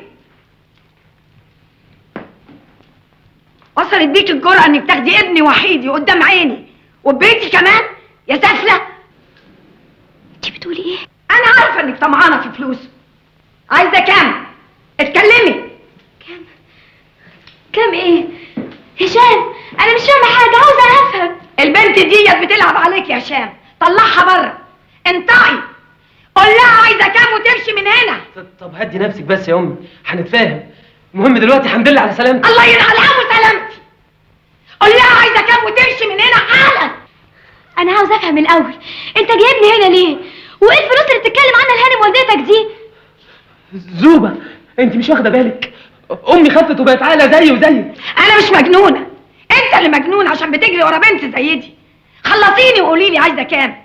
اي مبلغ هتطلبيه هديهولك، بس على شرط تبعدي عن ابني. اذا كنت فاهمه اني بجري ورا ابنك عشان فلوسه فتبقي غلطانه. انا في شبان كتير جدا اغنى من ابنك مليون مره تقدموا لي، انا رفضتهم. احنا ناس مستورين والحمد لله. انا فعلا مش جايه عشان اتجوز. انا فعلا مش عارفه انا جايه هنا ليه. ده كلام يخش العقل. اسالي ابنك، اذا كنت كدابه يكدبني. انا جيت هنا بس لما عرفت ان ست مبروك عاوزاني، ولو كنت اعرف انها تهب بالطريقه دي في بيتك انا ما كنتش خطيته ابدا برجلي. وكان سهل جدا عليا اني كنت اتجوز هشام من وراكي. لا مش سهل. لو انت كنت قادره تتجوزيه من ورا ظهري كان ايه اللي منعك؟ اصل اللي منعني احنا ولاد بلد يا هانم، ولاد اصول. شرفنا اغلى من فلوسك واغلى من كنوز الدنيا دي كلها. انا فعلا طلبتها من امها وهي رفضت تجوزها لي الا بموافقتك. وانا كمان مش موافقه. تسمع تسكت بقى؟ لا مش هسكت. انا بحب زوبة وسبق وقلت لك اني عايز اتجوزها وما زلت مصر على اني اتجوزها. لو اتجوزتها لا انا امك ولا اعرفك. لا استنوا شويه، انا مش نايمه في ايديكم تلعبوا بيها زي ما انتوا عايزين. خدي ابنك وخدي فلوسه، انا لا عايزاه ولا عايزه فلوسه. بره. مش كده يا امي بقى. قلت بره. انت مش ممكن تكوني خفيتي، انت فعلا دلوقتي تعبانه يا قلة الادب. زوبة استني يا زوبة، انا جاي معاك. حقنا لا يخلع. يلا استني بس هنتفاهم. سيبني اعمل معروف، انا غلطانه اني جيت لحد هنا. انت عملتي طيب انك جيتي. امي خفت يا زوبة، خفت وبعدين شتمتني وطردتني. هي عصبية شوية لكن قلبها ابيض زي الحليب. لا يا هشام، امك فعلا بتكرهني، امك مش عايزاني. انا لو اعرف كده من الاول كنت مشيت في سكه غير سكتك، لكن انا غلطانه. عارف ليه؟ لانك ابن ناس اكابر، لكن انا بنت ناس غلابه. حبنا اكبر من الفوارق دي. هشام انت محتاج لفلوس امك. فلوسها حاجة وفلوس اللي ورثتها عن ابويا حاجة تانية. هي تتحكم في فلوسها هي وبس. ممكن اعرف انت موقفني ليه؟ هوصلك بالعربية وهوصل معاكي. متشكره قوي، انا هاخد تاكسي. التاكسي مشوار وخلاص، لكن احنا مشوارنا طويل لاخر العمر يا زوبة. امي مش هتوافق، متهيألي انت عارف شرطها كويس قوي. واحنا ذنبنا ايه؟ امي وامك واقفين في سكة سعادتنا، يبقى نتجوز ونعيش حياتنا. دي حياتنا يا زوبة. لا يا هشام، ما اقدرش اتجوز بالطريقه دي. لا فيا عيب ولا عامله اتجوز من ورا اهلي، مش ممكن. ده انا بنت بلدي يا هشام واعرف في الاصول. هشام ارجع لوالدتك تاني، اطلب رضاها واستسمحها لانها صاحبة عيا، وسيبني انا بقى. ده اخر كلام يا زوبة. سامحني يا هشام، الجواز ده اسمه ونصيب. طب اركبها وصلك. مبروك يا بيه، الهانم خفت الحمد لله. وانا عند وعد يا حنجل، حصلني على المغلق وخد اللي اتفقنا عليه. مغلق.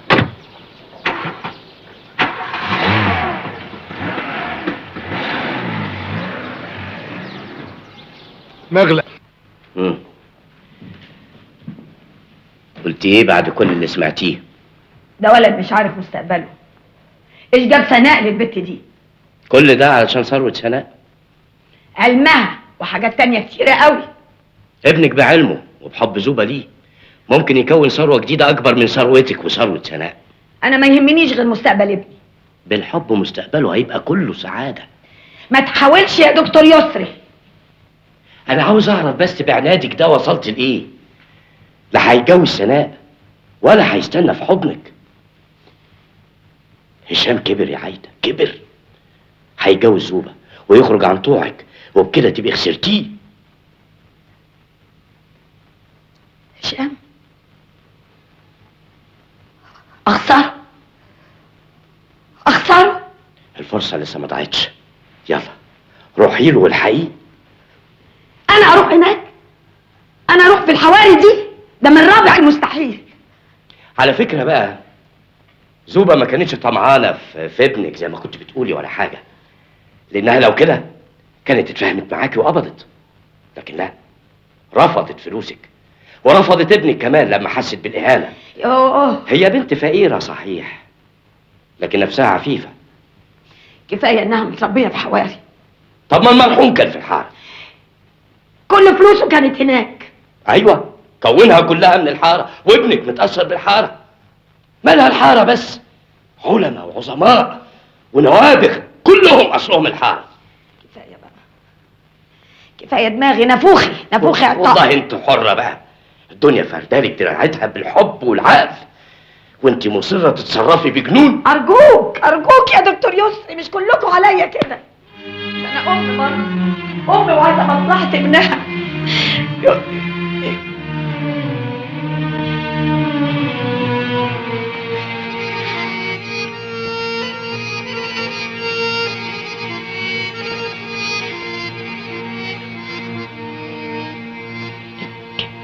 تم ضبط المتهم المدعو صبحي أبو ريا أمام منزله وفي حوزته مبلغ. يا سعادة البيه الفلوس بحالها ايه؟ ما نصرفش منها ولا مليم، نرجع لهم فلوسهم ويسيبونا نروح لحالنا. ده قضية جديدة يا حنجل. حنجل يا بيه؟ قضية جديدة؟ يعني مفيش حد بلغ عننا يا بيه؟ أنت مطلوب في النيابة بتهمة تعدد الزوجات. الستة اللي أنت متجوزهم وهربان منهم وهم على ذمتك هم اللي بلغوا فيك. يا نهار اسود ومنيل! 6؟ هنعمل ايه؟ 6 يا مفتري! اكتب بلاغ جديد يا بيه! بقوا 7 يا بيه، 7. اديني سمعت كلامك وقفلت الباب، لكن ده باب رزق حرام نقفله. ما يهمنيش، اللي يحصل يحصل. لا اله الا الله. يا هشام يا ابني انا اللي مربيك، احسن ترجع لبيتك ولوالدتك. ده الجواز اسمه ونصيب يا ابني. ايوه يا عم شبابه بس ايه؟